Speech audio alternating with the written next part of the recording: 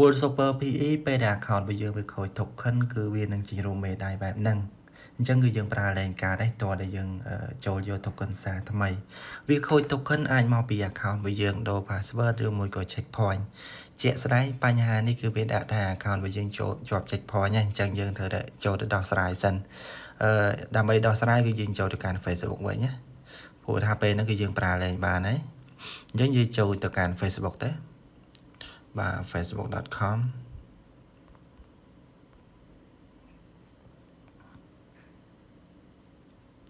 នេះជាប់ lock វា load មកកាន់ page នេះវិញវាថា page ខ្ញុំនឹងបានធ្វើអីខុសគោលការណ៍តែជាក់ស្ដែង page នេះអត់ដែរប្រើនេះ share តែ load មកអញ្ចឹង system របស់ Facebook រាល់ថ្ងៃគឺវាច្បល់អញ្ចឹងខ្ញុំចុច close សិនហើយចុចតាមវា on ចុចមិនក៏អត់បានដែរដោយ system វាទៅឥឡូវខ្ញុំយើងអាចធ្វើតាមនេះវិញយើងចូលមកកាន់ Facebook app ណាយើងចូលមកគឺឃើញនេះឃើញកន្លែងវាដាក់ថា account របស់យើងនឹងជាប់ lock ហ្នឹងវាអាចគិតថាមកពីមានអ្នកផ្សេងលួចចូលប្រើរបស់យើងណាលួចចូលប្រើហ្នឹងអាចថាវាចាប់ថាយើងនឹងបាន log in នៅកន្លែងផ្សេងហើយយើងបានបង្ហោះអីដែលថាវាខុសពីសកម្មភាពរបស់យើងជា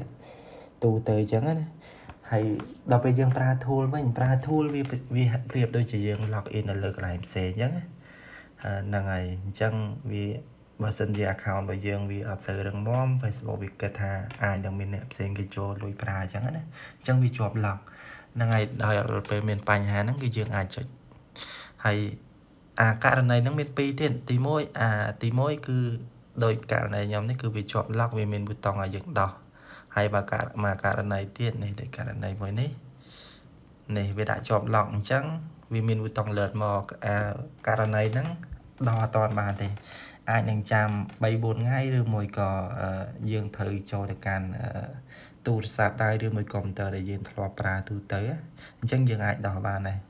ហើយបើសិនជាយើង log in ទៅលើទូរស័ព្ទដៃឬមួយកុំព្យូទ័រថ្មីវាអាចចេញអញ្ចឹងយើងត្រូវចាំឬមួយក៏ចូលទៅប្រើទូរស័ព្ទដៃឲ្យនឹងចាស់វិញណាអញ្ចឹងមានកន្លែងដោះហើយតោះឥឡូវសម្រាប់ករណីរបស់ខ្ញុំវិញអញ្ចឹងយើងចុចនេះយើងចុចប៊ូតុង get started ណាហ្នឹងហើយអញ្ចឹងវាឲ្យយើងប្រឹងសុវត្ថិភាពលើ account របស់យើងចុច next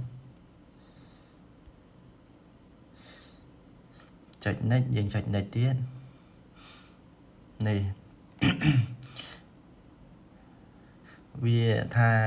វាចង់បញ្ជាក់យើងថាតើលេខទូរស័ព្ទហើយនឹង email ហ្នឹងយើងបានតែអត់ឃើញមើលថាមានអ្នកផ្សេងគេលួចបន្ថែមចូលអញ្ចឹងណាអញ្ចឹងបើសិនជាយើ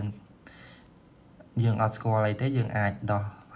យើងអាច tick វាហើយយើងចុច remove ទៅតែបើអត់ទេយើងចុចខាងក្រោមនេះ don't remove anything ហ្នឹងហើយអញ្ចឹងវាឲ្យយើងវាយ password ថ្មី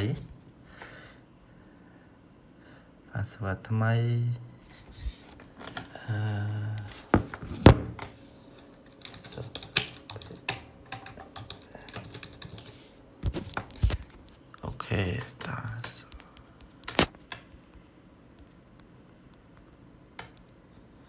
test ad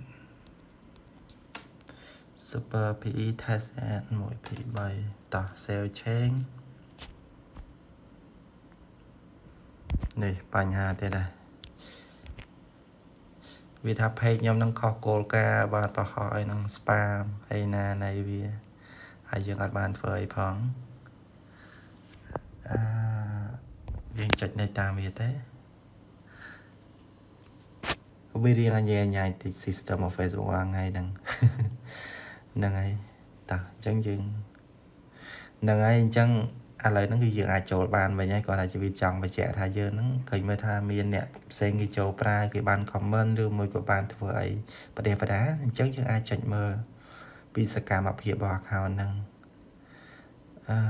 តែខ្ញុំអត់ចាំបាច់ទេខ្ញុំយើងចុច back to Facebook គឺវាដំណើរការធម្មតាវិញហើយអូខេតោះអញ្ចឹងយើងអាចចូលយក token សារថ្មីការយក token យើងអាចយកតាមកម្មវិធី Facebook ហ្នឹងណាគឺយើងត្រូវ log in នៅលើ browser តោះអានេះខ្ញុំគាត់ថា refresh ទៅគឺវាអាចនឹងដើរវិញហើយនេះ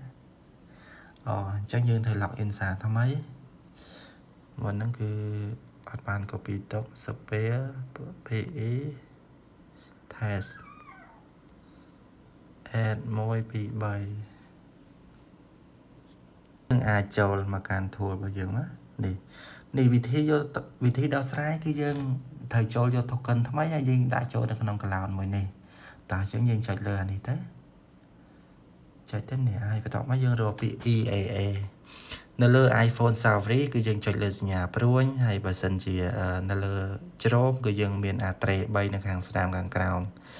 ហើយវាមានពាក្យថា find in page គឺដូចគ្នា E A A អក្សរធំ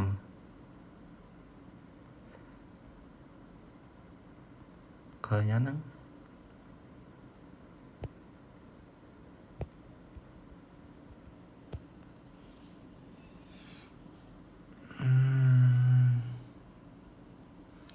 EAA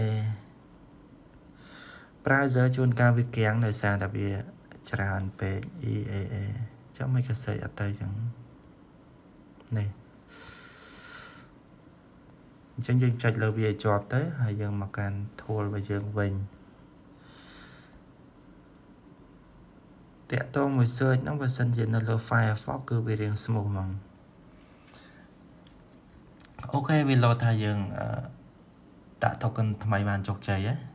តោះនេះអញ្ចឹងគឺ tool របស់យើងគឺដំណើរការវិញណា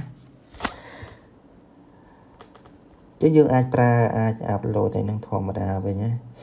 ហ្នឹងហើយវីដេអូយើងរអាក់រអួនបន្តិចដោយសារខុសផ្លេច password ដែរហ្នឹងរក EAA អូខេហ្នឹងហើយអញ្ចឹងដំណោះស្រាយរបស់យើងមានតែប៉ុណ្្នឹងឯង